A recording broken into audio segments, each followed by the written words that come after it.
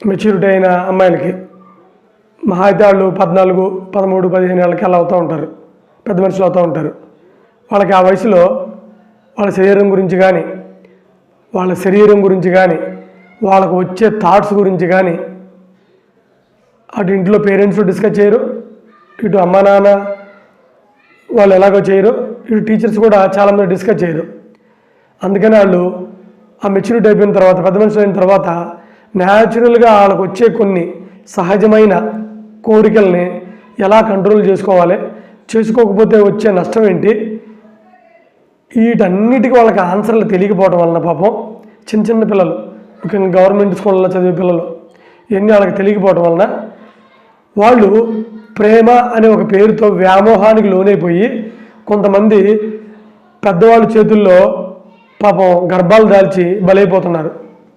ఇవన్నీ ఎందుకు చెబుతున్నానంటే, మనకి చిత్తూరు దగ్గర అనుకుంటా, నిన్న ఒక అమ్మాయి గవర్నమెంట్ స్కూల్కి శనివారం వచ్చేస్తే ఆ అమ్మాయికి క్లాస్ రూమ్లో పాపం కడుపు విపరీతంగా నొప్పి వస్తుంటే ఆ పక్కన ఉంటారు కదా ఫ్రెండ్స్, వాళ్ళు వెళ్ళి చెమ్మకో ఎవరికో చెప్పారు, ఏంటి అమ్మాయికి ఎంత కడుపు నొప్పి వస్తుందని హాస్పిటల్కి తీసుకెళ్లారు. ఆ అమ్మాయిని తీసుకెళ్తే డాక్టర్లు ఏం చెప్పారు, ఈ అమ్మాయి ప్రెగ్నెంట్ అండి, డెలివరీ అవుతుందని చెప్పారు.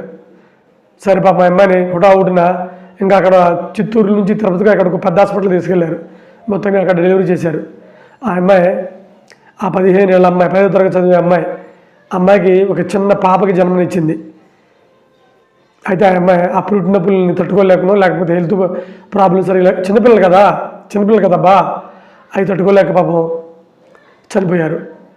అయితే ఇక్కడ ట్విస్ట్ ఏంటంటే, అసలుకి ఎవరు కడుపు చేశారు, స్కూల్లో వాళ్ళ, ఇంటి దగ్గర వాళ్ళ, బయట వాళ్ళ, అసలుకి ఏంటి ఇంతవరకు వాళ్ళ అమ్మా నాన్నలకు కానీ స్కూల్లో వాళ్ళకి కానీ ఎవరికి తెలియదు. పోలీసులు దాన్ని ఒక కేసుగా తీసుకొని ఇన్వెస్టిగేట్ చేస్తున్నారు.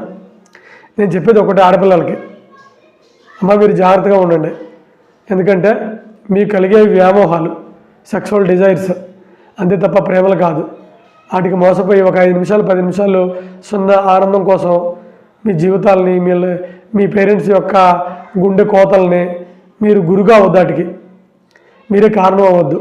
మంచిగా చదువుకోండి, బాగా పైకి ఎదగండి, అమ్మ నాన్నకి తోడుగా ఉండండి.